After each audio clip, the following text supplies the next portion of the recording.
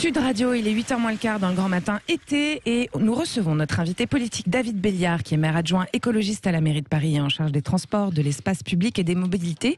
Et juste avant ça, je vous rappelle notre question du jour, peut-on avoir un débat apaisé sur la politique sanitaire? Bonjour. Bonjour David Belliard. Bonjour. Tout d'abord, l'avant-projet de loi contenant les nouvelles mesures annoncées par Emmanuel Macron lundi a été transmis au Conseil d'État avant une lecture au Parlement la semaine prochaine. Parmi les mesures annoncées, l'extension du pass sanitaire à une grande partie des activités dans le but de pousser les Français à faire vacciner. Est-ce que vous êtes d'accord avec cette mesure et est-ce que ce n'est pas une vaccination obligatoire déguisée ? D'abord, moi je suis contre la vaccination obligatoire. Après, je pense qu'il fallait aller plus loin parce qu'on est aujourd'hui à un niveau vaccinal de 41%. Il faut aller plus loin, on le sait. On est à prémisse d'une quatrième vague, le variant Delta. Et aujourd'hui, il faut qu'on accélère sur la vaccination. Il faut qu'on aille se faire vacciner. Et moi, j'invite d'ailleurs toutes celles et ceux qui nous écoutent à aller se faire vacciner parce que nous avons besoin d'atteindre un niveau de vaccination de la population générale à 60-70%. Après, vous savez, la question du pass sanitaire, je pense qu'elle doit être très régulée, très régulée, parce que c'est quand même une atteinte d'une certaine manière à certaines de nos libertés. C'est une remise en cause des libertés individuelles ? Alors, non, parce que je crois qu'aujourd'hui, lorsqu'on vit en société, on a un certain nombre de règles à respecter et qu'il n'est pas, vous savez, la question du vaccin obligatoire, la question de se conformer à certaines règles et notamment certaines règles sanitaires, elle date pas d'aujourd'hui. Elle date depuis que la médecine est médecine. Nous avons des obligations de respecter certaines règles. Donc, c'est pas pour moi, en tout cas, une atteinte fondamentale à nos libertés publiques. Par contre, le fait de présenter un pass pour aller, par exemple, au café ou pour aller au cinéma, ça ne doit pas être quelque chose qui doit perdurer dans le temps, par exemple. Et ça doit être aussi très fortement discuté par la représentation nationale. C'est ça aussi les questions démocratiques pour donner le cadre, les balises, parce qu'on ne peut pas faire n'importe quoi avec ce type de dispositif. Puis ensuite, si vous me permettez, il y a un sujet aujourd'hui qui est le fait qu'un certain nombre de Français et Françaises ne souhaitent pas se faire vacciner et qu'ils ont une grande méfiance vis-à-vis de ce vaccin. Et on remarque que ce sont plutôt de ces vaccins. Et on remarque que c'est plutôt les populations, d'ailleurs, les populations les plus vulnérables, les populations les plus pauvres. À Paris, c'est très net. À Paris, l'Ouest parisien, très fortement vacciné, alors que l'Est parisien l'est beaucoup moins. Donc, il y a vraiment une stratégie, et ça, c'est le gros problème avec les annonces d'Emmanuel Macron, c'est qu'il ne prend pas en compte cette dimension sociale, c'est que nous n'allons pas vers les populations qui sont aujourd'hui les populations en défiance vis-à-vis du vaccin pour faire plus de pédagogie, plus d'information, plus d'incitation. Il n'y a pas que le pass sanitaire, il y a aussi ces actions qui doivent être menées et qui sont des actions aussi sociales. David Belliard, hier, il y a eu des manifestations dans toute la France, mais non déclarées à Paris. Il y a eu quelques violences. Est-ce que vous comprenez les gens qui manifestent et est-ce que vous trouvez que parfois ça ne va pas un peu dans l'outrance en parlant de dictature ou en rappelant des moments douloureux de l'histoire ? Moi, je ne partage absolument pas ce type de vocable. D'abord, je crois qu'aujourd'hui, il faut raison garder. Il y a des questions sanitaires et il y a une question de santé publique qui est une question de santé publique majeure. Et puis, la question, vous m'interrogiez tout à l'heure de la question des libertés publiques. La question des libertés publiques, elle se pose aussi pour les personnes vaccinées. Vous savez, lorsqu'on a été en confinement pendant 2 mois l'année dernière, puis ensuite depuis octobre, et on l'a tous vécu très douloureusement, c'est une atteinte à l'ensemble des libertés publiques de l'ensemble des Françaises et des Français.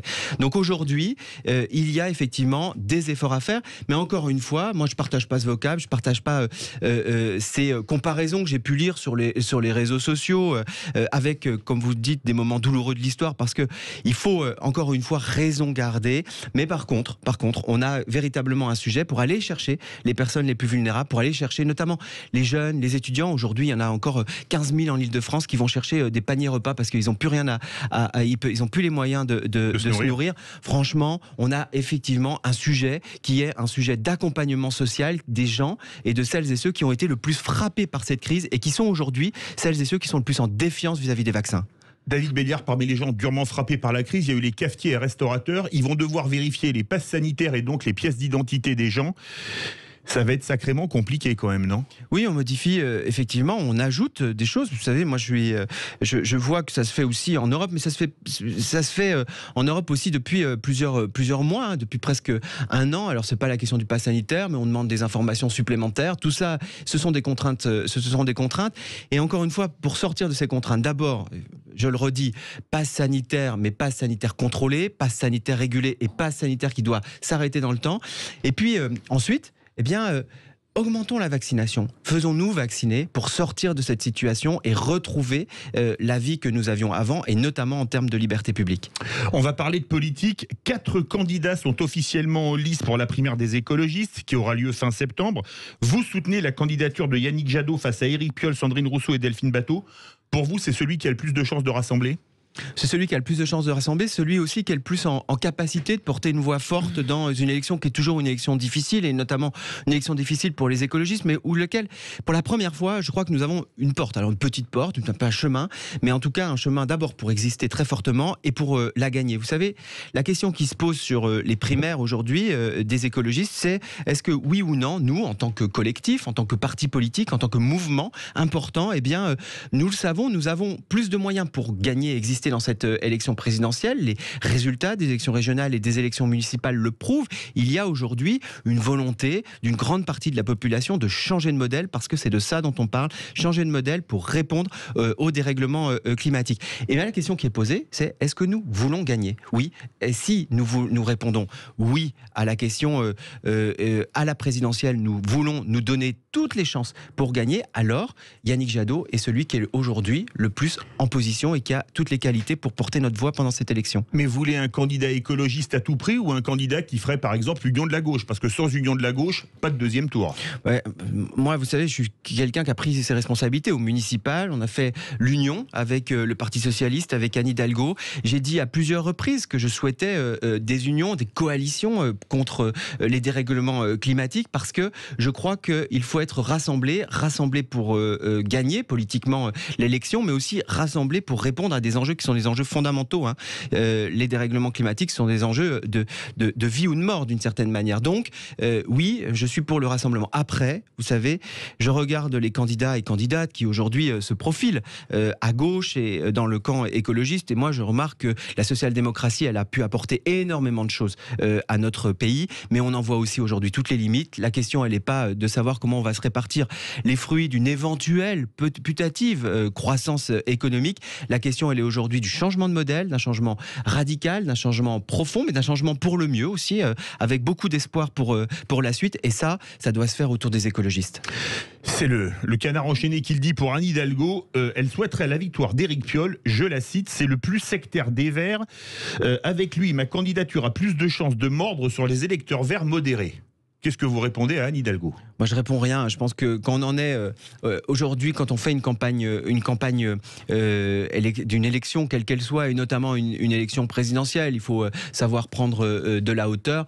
Moi, les attaques, ce type d'attaque personnelle, d'une certaine manière, ça ne me concerne pas. Je crois qu'aujourd'hui, nous nous concentrons sur la primaire. C'est un exercice démocratique. Je note d'ailleurs que le Parti socialiste ne souhaite pas, lui, organiser d'exercices démocratiques de choix de son candidat ou de sa candidate. Ça a été difficile pour eux la dernière fois. C'est sans doute. Oui, mais vous savez, la démocratie, il ne faut pas avoir peur de la démocratie. Nous, on n'a pas peur de la démocratie. Moi, j'ai fait une primaire pour Paris à l'époque.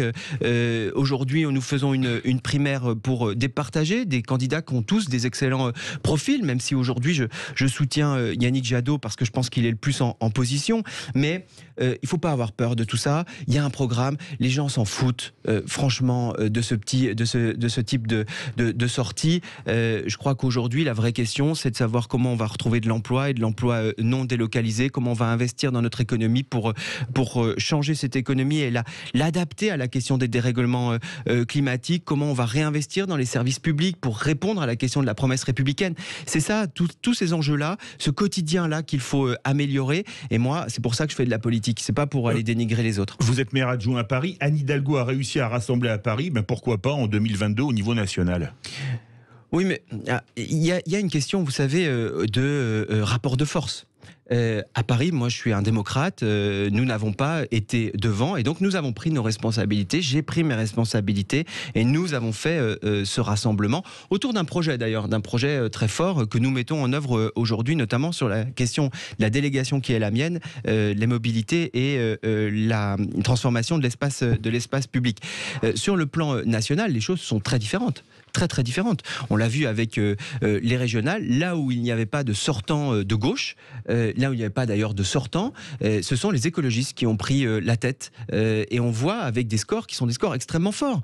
Et même par exemple en Île-de-France, où ça a été extrêmement serré, extrêmement débattu, eh bien ce sont les listes écologistes qui sont arrivées en tête, avec des 20% par exemple en Bretagne, avec des 14% en Nouvelle-Aquitaine, alors qu'ils étaient confrontés et ils étaient en opposition avec des sortants socialistes. Donc vous voyez aujourd'hui la dynamique électorale, elle est du côté des écologistes, et je crois que il faudra donc, quoi qu'il arrive, un candidat écologiste à la présidentielle, qui est la mère des élections dans la Ve République. Aujourd'hui, je pense qu'il faut effectivement qu'il y ait une offre et un candidat ou une candidate, mais un candidat, je l'espère en tout cas, qui soit Yannick Jadot à l'élection présidentielle, oui. Quels sont les rapports en ce moment entre les socialistes et les écologistes ? Vous gouvernez ensemble dans plusieurs grandes villes, dont Paris évidemment, où vous êtes élu. Comment sont les rapports ? Je crois qu'il y a évidemment des rapports qui peuvent être considérés un peu comme tendus, notamment au niveau national, mais au niveau des collectivités, puisque vous m'interrogez aussi là-dessus, et notamment à Paris, nous avons le sens de la responsabilité. On est élu sur un projet qui est un projet municipal, un projet parisien, de grande ampleur, très ambitieux. On a fait beaucoup de propositions et beaucoup d'annonces et de transformations, notamment à Paris. On est en train de réduire de manière très forte la place de la voiture pour favoriser d'autres types de mobilité. Tout ça, c'est notre projet. Tout ça, c'est ce sur quoi nous nous sommes engagés. Et là-dessus, eh bien, on travaille ensemble parce que c'est notre engagement vis-à-vis des électeurs et des électrices. Parce que, oui, on est en capacité de travailler ensemble. Parce qu'en tout cas, sur les écologistes, puisque je ne peux parler qu'en ce nom-là, eh bien, nous prenons nos responsabilités là où nous y sommes. Judith Beller. Oui, David Béliard. À la fin de l'été, la quasi-totalité des rues de Paris seront passées limitées à 30 km/h. C'est encore rajouter des difficultés pour circuler dans Paris, alors qu'il manque d'alternatives à la voiture, notamment pour les banlieusards. Plus de bouchons pour plus de pollution ? Alors justement, 30 km/h, c'est peut-être un peu contre-intuitif, mais ça va favoriser plutôt la circulation automobile, puisque ça fluidifie. Là où on l'a mis en place, ça évite en fait les effets d'accélération et de décélération, et donc ça permet aujourd'hui, à Paris, celles et ceux qui ont utilisé leur voiture le savent, on roule pas à 30 km/h en vérité en moyenne. On roule plutôt aux alentours de 15-16 km/h, c'est à peu près la moyenne, parce que, mais ça c'est pas David Béliard, ça c'est depuis 30 ans, 40 ans que la vitesse à Paris elle est très très faible. Donc ce qu'on cherche à faire, c'est à la fois à sécuriser, parce qu'on veut diminuer la vitesse et notamment les effets d'accélération. Je vais vous donner un exemple qui est un exemple dramatique, mais il y a 3 semaines, une jeune fille s'est fait taper, en tout cas, elle s'est fait percuter par un scooter, une moto qui allait extrêmement vite. Ouais. Elle en est morte. Il y a des trottinettes aussi qui percutent. Oui, mais vous savez, aujourd'hui, pour les raisons principales de décès à Paris, en tout cas d'accidents mortels à Paris, c'est d'abord les voitures, ensuite les poids lourds, ensuite les motos et les scooters, et ensuite seulement viennent le reste, c'est-à-dire trottinettes et vélos. C'est vraiment peanuts. C'est pour ça qu'on a réagi. C'est pour ça qu'on a réagi sur les trottinettes. C'est pour ça que j'ai demandé aux opérateurs de faire ce qu'on appelle des slow zones, c'est-à-dire là où il y a beaucoup de piétons, de diminuer la vitesse des trottinettes, non pas à 20 km/h comme elle l'est aujourd'hui, mais à 10 km/h. Mais il faut toujours revenir là-dessus. Les chiffres ne mentent pas.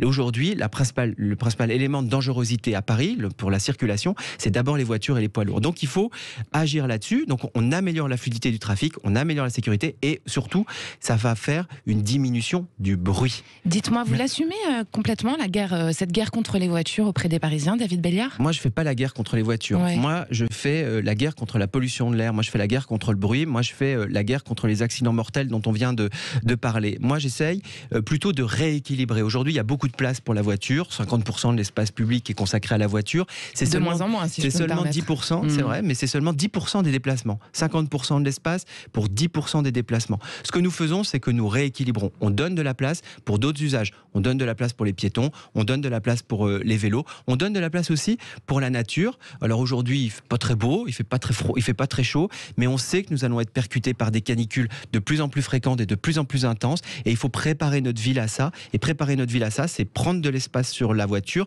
enlever le béton et mettre de la nature. Ça peut paraître simple, mais c'est assez compliqué. D'ailleurs, vos questions le montrent. Merci beaucoup, David Béliard.